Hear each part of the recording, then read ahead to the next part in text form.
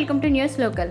శ్రీ సుబ్రహ్మణ్యేశ్వర స్వామి కావిడి మహోత్సవాలు ద్వారపుడిలో బుధవారం అత్యంత వైభవంగా నిర్వహించారు. సుమారు 200 మంది భక్తులు దీక్షను స్వీకరించి దీక్షా విరమణలో భాగంగా కావిడి ఆట ఆడారు. మాల వేసుకున్న వారితో పాటు 300 మంది మహిళలు నది జలాలను తీసుకుని స్వాముల వెంట నడిచారు. మేళ తాళాలతో గ్రామంలోని అన్ని దేవాలయాల వద్దకు వెళ్లి సుబ్రహ్మణ్యేశ్వర స్వామి వారి ఆలయం వద్దకు చేరుకుని పలు రకాల అభిషేకాలు నిర్వహించారు. సంతానం లేని వారు బిందెను ఎత్తుకుంటే వచ్చే సంవత్సరం బిడ్డను ఎత్తుకుంటారని ఇక్కడ భక్తుల నమ్మకం.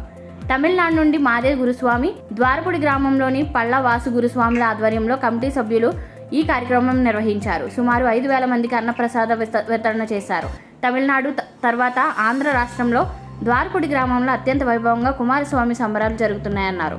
సంతానం కోసం, వివాహం కోసం, రాహుకేత సర్పదోష నివారణ కోసం స్వామివారిని కొలుచుకున్న వారికి కోరికలు సిద్ధిస్తాయని అన్నారు. రాష్ట్రం అంతా కూడా సిరి సంపదలతో తొలతూగుతుందని. అదే విధంగా ఒకప్పుడు మన ద్వారపుడి గ్రామం ఎలా ఉండేది, ఇప్పుడు మన ద్వారపుడి గ్రామం ఎలాగ ఉన్నది, ఇదే సెంటర్ లో మన సుబ్రహ్మణ్య స్వామి దేవాలయం ఎలా ఉండేది, ఇప్పుడు ఏ రకంగా స్వామి వెలిసారు, అప్పుడు జనం ఏంటి మన గుడికి, ఇప్పుడు ఏంటి అన్నది ప్రతి ఒక్కరు గ్రహించి ఆ స్వామిని నమ్మి ఆ యొక్క స్వామి సన్నిధానంలో పాదాల చెంతకి చేరి ప్రతి ఒక్కరూ కూడా స్వామిని మనసారా తలిచి స్వామిని యొక్క తరించి స్వామి యొక్క కృపా కటాక్షాలు కృపాతులు కాగలని మాదేశ గురుస్వామి గారి తరపున యావత్ శిష్యులము భక్తమాశయులు కోరుచున్నాం.